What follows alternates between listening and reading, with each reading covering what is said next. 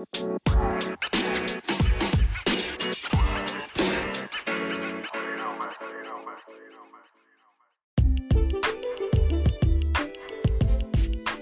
your host, XO. If it's your first time listening, welcome to the show. Welcome in.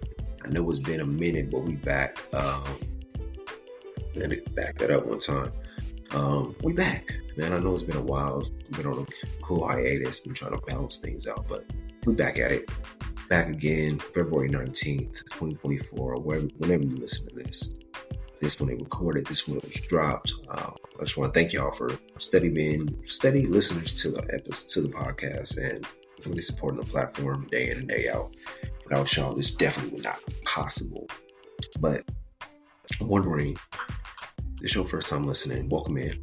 First off, I just want to thank you for taking the time out of your day listening to the episode and tuning in with us on Sana IE. If you're wondering what is Sana IE, it is a podcast platform for entrepreneurial millennials who are navigating through their mental health journey. As entrepreneurs, it's a constant grind when you're trying to build something from the ground up, or you're trying to pursue this venture, that venture, this project, that project. And we never take the time to really hone in on our mental health and really understanding the mental things that we go through as an entrepreneur. And that's one of the reasons why I've started Sana IE, is really because I started off as an entrepreneur and I was like trying to figure out my mental health as I was beginning my entrepreneurial journey and the ups and downs that I faced. So I'm like, why not have a platform where entrepreneurial millennials can discuss the journeys that they go through when it comes to mental health, as well as when it comes to building something from the ground up and what type of mental capacity that takes. But this episode right here, is going to be more so for crafting that resilience, the growth and positivity as you embark on this 2024 year.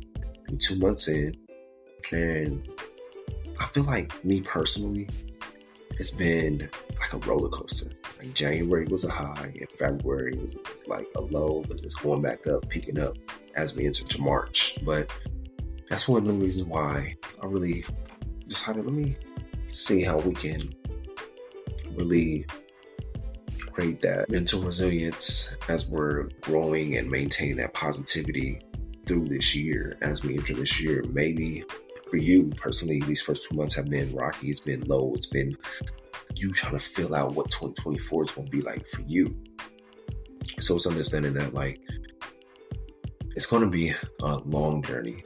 We're really 2 months in, and how you start the year is not the same way the year will finish, and vice versa. So it's always just taking those mental check-ins as often as you can, because it does get rough, it does get hard. But let's dive into, I just want to take a time to reflect back on January for myself personally.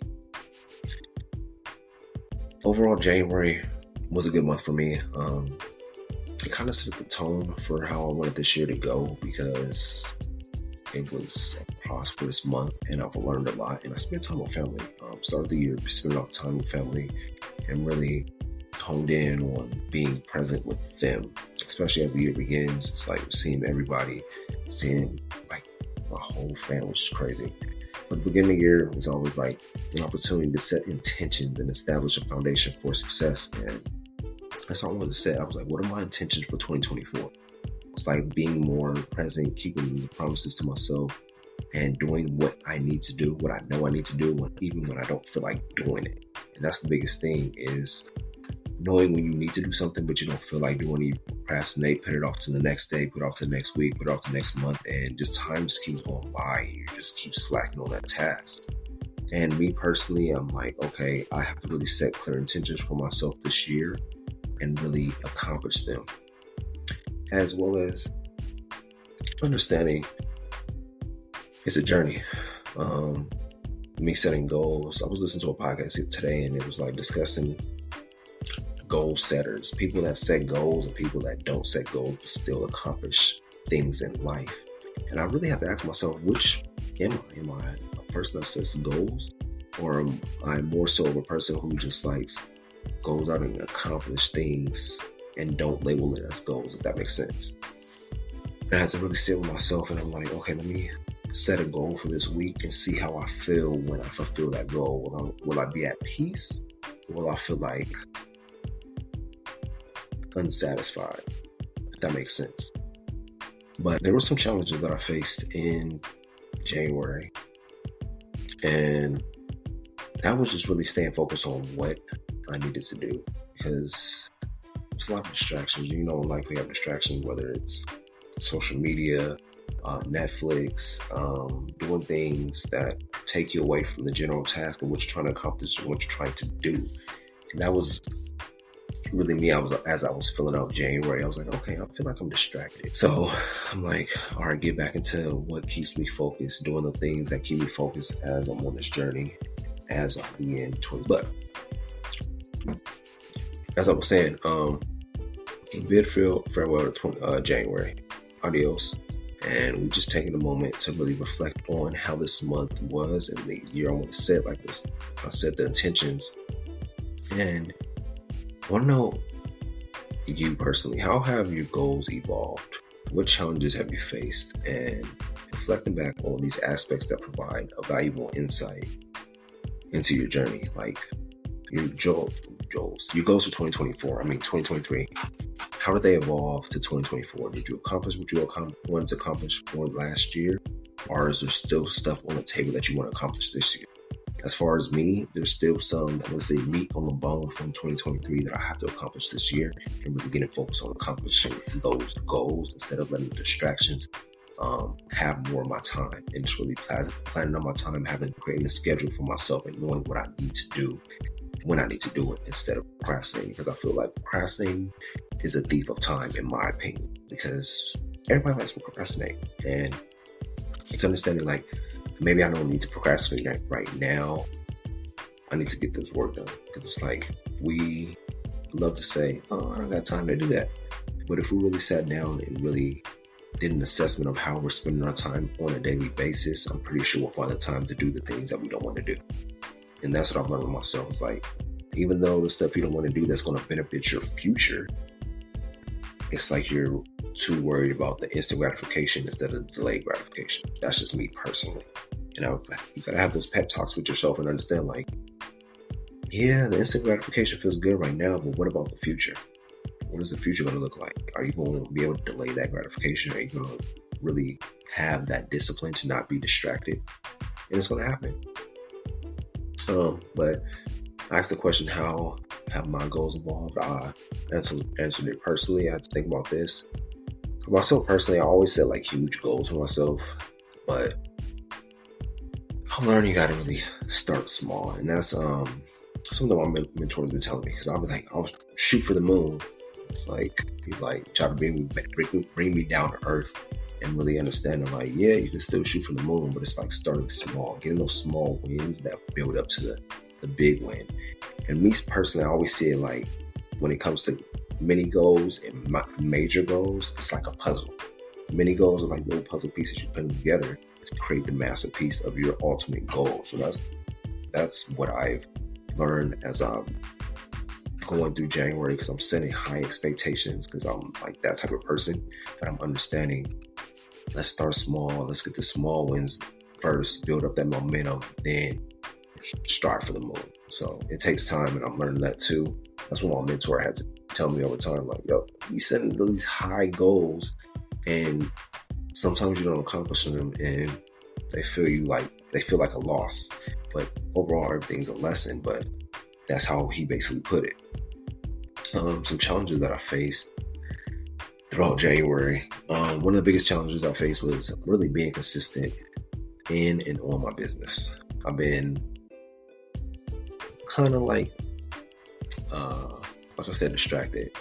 And I've learned that when I'm doing something consistently over a period of time, I become inconsistent, if that makes sense, because it's like becomes so repetitive that you start slowly falling off, and then you off track. So that's what I've learned. Like, okay, I got to figure out when I'm doing something consistently, how to keep that consistency going without falling bored with the process, if that makes sense. So that's what I've learned. That's one of the challenges I face. I've been like consistent, and boom, slowly falling off back into inconsistency. So that's what I've learned to do myself. So the tasks that's become repetitive, the things that I don't want to do, I was like, okay, I need to hire somebody to do this who loves doing this so I can put my attention elsewhere. So that's what I've learned as well. Another challenge I'm facing is getting back in the gym. I've been on a cool hiatus. And it's just, I've been just like too comfortable. I feel like my bed has been really had me in a chokehold where I'm like, in the mornings, I'm like, I don't want to get up. I be laying in bed, just relaxing and embracing that. But I know overall, I have to get back to my workouts, get back to my routine, get back focused on getting in the gym. That's been one of my things. And another challenge that I faced was my faith and confidence in myself. I've really been working on my self-confidence lately because I've been feeling like sometimes it comes to like a little bit of self-sabotage and imposter syndrome, especially the new field that I'm in now. It's like, dang, I can't believe I got this. But it's like, you know, how imposter syndrome goes and self-sabotaging goes. And just a heads up too, those will be the next 2 episodes I'll be dropping. Self-sabotaging and the imposter syndrome. But that's what I really been feeling like, is this, I ain't gonna really speak it out, but you get what I mean when you have the self-sabotaging and imposter syndrome. So I've been trying to get back to really believing in myself, believing in everything that I'm doing, believing that I'm truly meant to have success, gain success in doing all these things and really building my faith up. Like, me personally, I've been getting back into the church, doing church weekly, reading the Bible, praying more and more, and just building my relationship with God. See, I got the hoodie on. God got me. You can see it if you watch on YouTube. But got this hoodie on. But overall, just really working on my faith in myself, the confidence in myself, and really just getting back to being who I need to be and exceeding who I need to be becoming my future self, what God has envisioned for me. And I'm gonna give y'all a brief break and we're gonna get right back into the show. Thank y'all for tuning in to Sauna.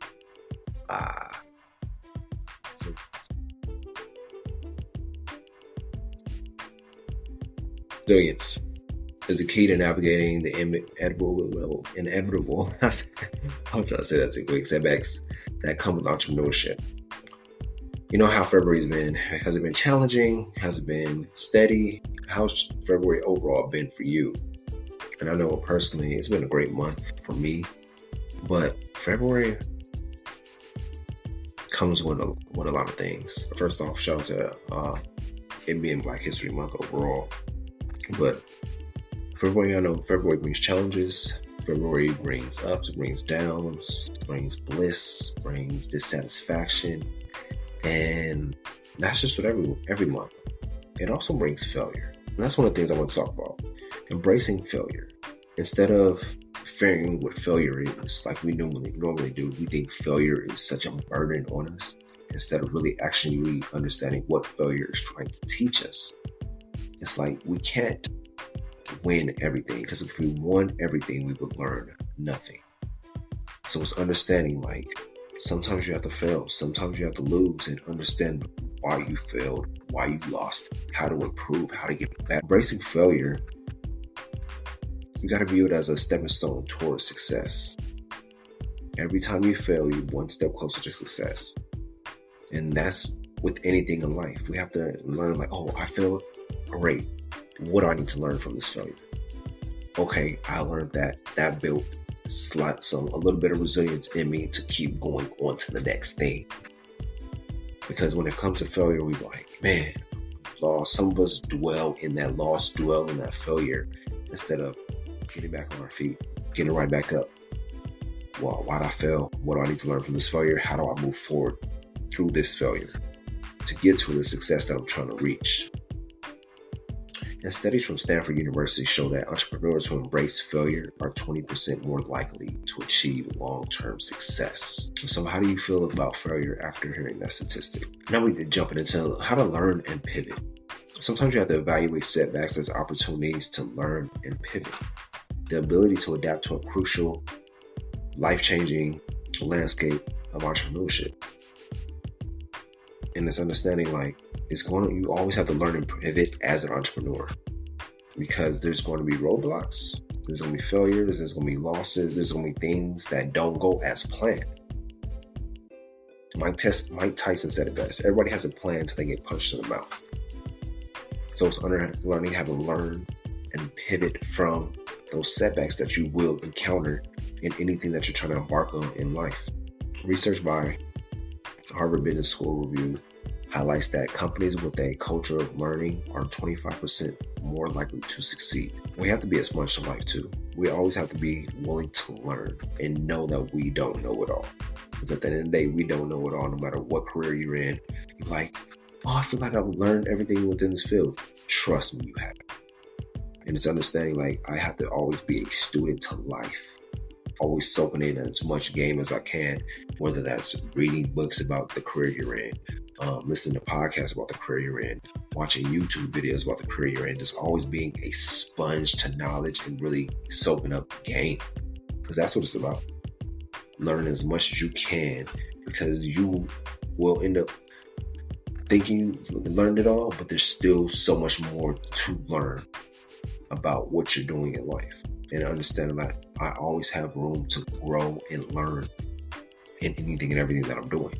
And learning is a part of fostering a growth mindset. And that's where we jump into the next thing. A growth mindset is the foundation of continuous improvement. Continuous improvement, having that growth mindset. Do you ask yourself, be honest, do you have a growth mindset? You're probably thinking, yeah, I do, or no, I don't. If you don't have one, you can always develop one. It's not like, you don't have a growth mindset, it's all lost for you. That growth mindset comes from embracing the challenges. You seeing the challenges that arise as opportunities for growth rather than obstacles in your way. Embrace those challenges. You're going to face challenges this week. And that's going to really test you and see if you have a growth mindset or a mindset that's weak. And like I said, if you have a weak mindset, it's always room to grow. I've had a weak mindset. I still have times where my mindset is weak in certain areas, but I'm learning how to develop a growth mindset in life. And according to a study in psychological science, individuals with the growth mindset are 15% more likely to embrace challenges and persevere. The next thing for growth mindset is seek feedback. Actively seeking feedback from peers, mentors, or even customers. Constructive feedback is a powerful tool for improvement. Always seek feedback in everything that you're doing. How can I get better? What do I need to do to get better? How can I improve in this area? Asking the people around you too. Your peers, your mentors, your family, whoever it may be, what do I need to get better at? What could have been better next time? And really asking these questions to improve on your growth as an entrepreneur. And that's why I need to, as I read that question, I'm like, I need to start seeking more feedback instead of giving that feedback to myself. Because that's how we think it is. We're like, okay, I'll rate myself, I'll do this. We give our own personal feedback, but we don't seek outside feedback from the people that's watching and observing what we're doing. Because you never know where you can improve at until somebody else lets you know, you can improve on this. And you really taking that with an open mind instead of thinking, no, I don't need to improve. I'm good. I'm great in this area. We all need to improve, and we need to have an open mind when it comes to seeking feedback from other people. Research from the Journal of Applied Psychology suggests that feedback fosters skill development and innovation. So this week, ask for feedback. You do a good job, do a project on something, ask for feedback. How was it? How did I do? Ask for that review. And take that constructive criticism with an open mind. Don't hold it against the person. It's you seeking their feedback and understanding, okay, I can improve in this area. or I need to improve here, or I could have done this better next time. So the next time around, you're proficient in that space, in the area, or whatever that was that you need to improve on. Next segment, we're going to jump into, after I give y'all another break, we're going to talk about positivity amid uncertainty and nurturing well-being. We'll give y'all a brief break. We'll be right back with some IE.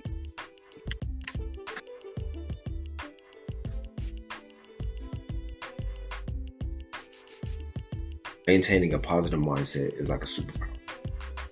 Let's explore ways to nurture well-being and positivity. Number one would be my favorite thing, mindful practices.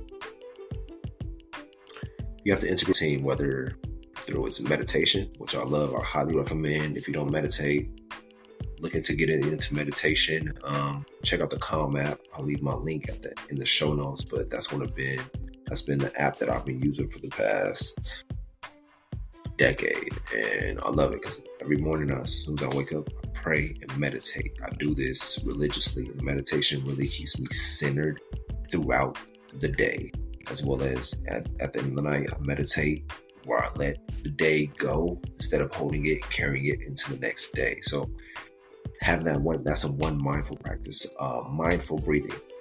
I do this myself when I'm ever headed to the office. So I get my 30 deep breaths in. I'm doing mindful breathing, and it just really boosts me up, boosts my energy, boosts my mind and everything. So getting that mindful breathing practice, and that is really how to keep that positive mind through, how life is, how the world is, everywhere. It's some type of chaos or whatnot going on, but you keeping that positivity in your mind, in your circle, that'll become your reality.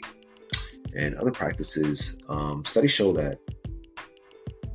studies in the Journal of Positive Psychology show that mindfulness reduces stress and enhances well-being. Take some time, practice meditation. That's a goal that I have for you this week. Take 5 to 10 minutes to practice meditation. Download the Calm app if you have, I believe, with the Play Store for Androids, and you already know the Apple Store for and the App Store for iPhones and everything. Download Calm, and you will greatly appreciate it. Trust me, it helps me out every morning when I need to meditate, get my mind right for the day, think about my intentions for the day and everything. Meditation has been a major key for me over this long stretch of time. Like I said, it's been a decade plus since I started meditating, but it's really been very beneficial in many ways for me. Another way to really nurture well-being and positivity is expressing gratitude, being grateful for everything in your life, whether it's the smallest thing, like right now, being able to hear this podcast, watch this podcast, have a phone, have electricity, have Wi-Fi, have access to water, have access to food, have access to clothes, having good clothes, straight clothes with no holes in them, things like that. Being grateful for everything that you have in your life, even the littlest things, because we should regularly express gratitude. And one of the reasons why is a study published in the Journal of Personality and Social Psychology found that practicing gratitude leads to increased happiness and life satisfaction. Because when you're grateful for little things, that's when God blesses you with more. And it's understanding that the person who takes care of few ends up getting a lot. It ends up getting the bountiful abundance. So it's like understanding, being grateful for the little things that you have and expressing that gratitude daily, because the life that you're living right now, somebody's praying for the exact life you're living. You may be thinking about your problems, stressing about this or that, but somebody wants the life that you're living. Somebody wants to walk in your shoes that has less than you. So it's always being grateful for what you have and what you're getting and the future that you have planned for yourself, that you're working towards. Being grateful for everything that comes your way and not being the type of person that is ungrateful, because expressing gratitude, like I said, increases happiness and life satisfaction. Next segment we'll talk about is connecting and collaborating, building a supportive community. This month has been perfect time to reevaluate and strengthen your support system. Who have you been around? Who have you been contacting with? Who have you been networking with? How have you been building that support system? Me personally, I'm grateful for the support system that I have with the people within my office, as well as the team that I'm building and everything, having that support system around me. So because they know what it takes to get to where I need to be, as well as I feel down or I feel like, dang, I'm not doing this, or things are not going my way. You have that support system to lean on so they can show you and give you that support that you need in that time, instead of being in that chaos by yourself, if that makes sense. So it's understanding like how to weather the storm when the storm comes, and it's having people there to hold an umbrella for you, to hold you down, because there will be times where you will be tested and feel like, man, I need a support system, or I need to call so-and-so to help me. I need so-and-so to help me clear my mind, or whatever it may be. Having that support system around you, having those people that you're able to reach out to is very beneficial when it comes to this journey that we're on as entrepreneurs. Networking opportunities, whether through industry events or online platforms, connecting with like-minded individuals can provide valuable support and insights. Have you been networking lately? Have you been getting to know people within your industry? Or have you been just like focused solely on yourself, not networking with nobody, which is only the people you see in the streets and whatnot? This day and age that we're in is great, simply because we can access somebody. Hypothetically, if you're in California, we can talk to somebody, text somebody, send somebody a message in France right now. Think about that 40, 50 years ago, that was not possible. So we're in the great day and age where we can network with anybody across the world and get our things done. So it's like, are you networking with the right people? How are you using your social media? Are you using the social aspect of it, or are you just using it for media? So that's what you really have to ask yourself. Like, am I really reaching out to the networking people using this for my benefit, or are they benefit for me? So it's understanding, even Facebook. Are you in Facebook groups with like-minded individuals like yourself, with the same entrepreneurs, with the same people in your industry? Meeting with people, networking with people, exchanging ideas, exchanging creatives, working on projects together. How are you networking with other people that's in the same field as you? Consider establishing peer mentorship relationships. The support and shared experiences of fellow entrepreneurs can be invaluable. It can be invaluable. Seeking mentorship from other people in your area. Somebody who else is above you, who's been through the journey that you're taking right now, can seriously help you. Me, I'm always seeking mentorship in certain areas of my life so I can grow in that area from people who's been in my shoes in that area. So it's like seeking mentorship from your peers and being coachable. I think that's the biggest thing. We have to be coachable when it comes to being an entrepreneur, being an individual in life. We'll always have to seek coaches from different people. Kobe did it. Jordan did it. Steph's doing it. LeBron's doing it. It's like you always got to seek coaching from people, individuals who will hold you accountable, who knows how to bring out that inner champion within you. That periods both personal and professional development. Seek that guidance, seek that feedback, seek that mentorship. Or do you have mentors now? If not, who do you know that can mentor you in whatever level you're at, whatever stage you're at in your journey? Are you networking with the right people? Have you not been networking where you just thought about like, dang, I should be in Facebook groups. Dang, I should be networking with people on social media. It's like we have so much access to people where we can instantly DM, send a message, whatever it may be, to get in contact with that person.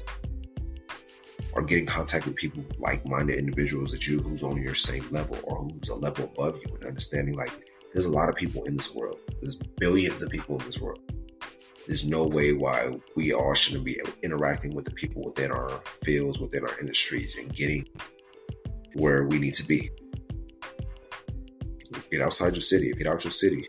Get out your state. Get out somewhere. Just network in different locations.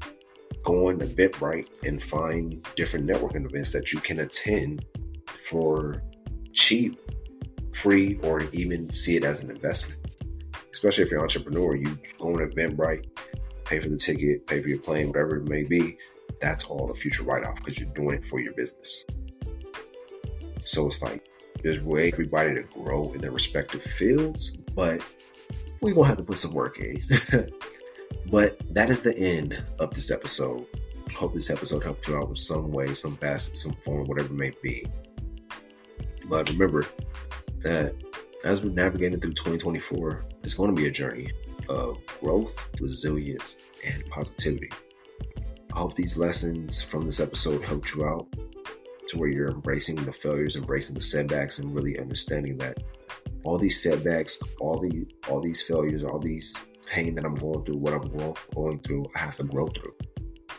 And it's understanding I got to foster a mindset of growth because I want to grow in this area of my life. That's why you're listening to this podcast. But as well as understanding, like, I got to prioritize my well-being. How has your mental health been lately? Have you been taking care of your mental health? Are you been lacking in your mental health? What has it been when it comes to your mental health? And really checking yourself. Sometimes it's good to do end of the day evaluations. Whether you're journaling, you're meditating, you're taking deep breaths, you're talking to somebody about how your day was, letting that day go. Don't carry today into tomorrow. Let tomorrow bring its own blessings. Don't bring no stressings into tomorrow. And understand, like, okay, this happened today, but I'm not carrying this stress, this anger, whatever it may be that I felt within this day into tomorrow.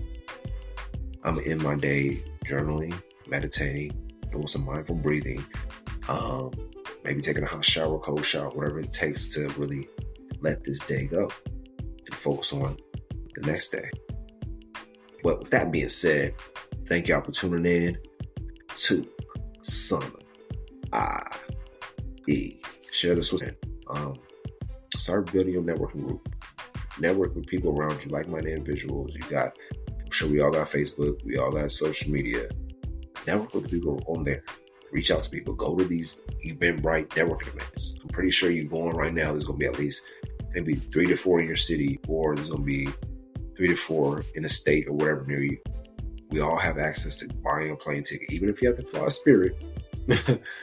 But we all got access to a plane ticket to get to where we're trying to go. So with that being said, hope y'all have a great day, a great week. Enjoy the week. Can't leave y'all without a quote of the day. Leave y'all with a quote. And I think this is a perfect quote. This just popped up with my phone. And this quote is, whatever happens this week, know that you can come back even stronger than you were before. Enjoy your week. I'm always here for y'all. Y'all can always reach out to me at SonIE. Email soniepodcast@gmail.com. Whatever it may be, reach out. Hit us up, DM us on social media, whatever it may be. If you need help in any area of your life, I'm always here for you. Enjoy your week. Stay fly. We'll be back again next week. The next episode, we're going to discuss self-sabotaging. Thank y'all for tuning in to Sana IE.